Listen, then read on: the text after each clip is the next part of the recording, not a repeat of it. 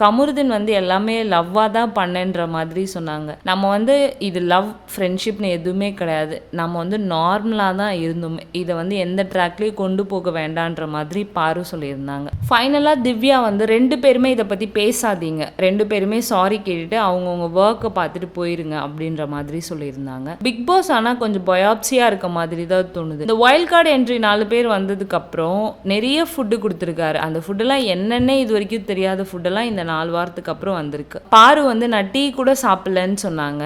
உடனே திவ்யா வந்து எதுவும் நினச்சி ஃபீல் பண்ணிட்டு உண்ணாவிரதம் இருக்கிறீங்களா அப்படின்ற மாதிரி கேட்டாங்க. நீங்கள் வந்து என் ஃபேமிலி மேலே இருக்க கன்சர்ன், எனக்கு சொன்னது இது எல்லாமே ஓகே அப்படின்ற மாதிரி பாருவோட ஒரிஜினல் கேரக்டர் வெளியே வந்துருச்சு. இல்லை பாரு, நீங்கள் நைட்டு தூங்காமல் தான் இருந்தீங்க, சாப்பிடாமலும் அதனால இருக்கீங்களோ, ஃபீல் பண்ணாதீங்கன்னு சொன்னேன் அப்படின்னா. அதெல்லாம் ஓகே தான், என் ஃபேமிலிக்கு என்ன தெரியும், வெளியே போய் புரிய வச்சுப்பேன், நீங்கள் அதை பற்றி சொல்ல வேண்டான்ற மாதிரி திவ்யாட்ட சொன்னாங்க. இதை உடனே திவ்யாவும் சாண்ட்ராவும் வெளியே உட்காந்து டிஸ்கஸ் பண்ணுறாங்க. நம்ம கிட்ட அவங்க இதெல்லாம் கேட்டாங்க, கேட்டுட்டு அப்புறம் நான் வந்து அந்த மாதிரி சொல்லக்கூடாதுன்னு சொல்கிறாங்க. அதனால் நான் அப்படியே சொல்லிட்டேன், நீங்கள் கேட்டதுனால தான் சொன்னேன், நீங்கள் அகெயின் அதை வந்து என் மேலே ஃபயர் பால் பண்ணக்கூடாதுன்னு நான் சொல்லிட்டு தான் சொன்னேன் அப்படின்ற மாதிரி திவ்யா ஸ்ட்ரெயிட்டாக பேசிட்டாங்க.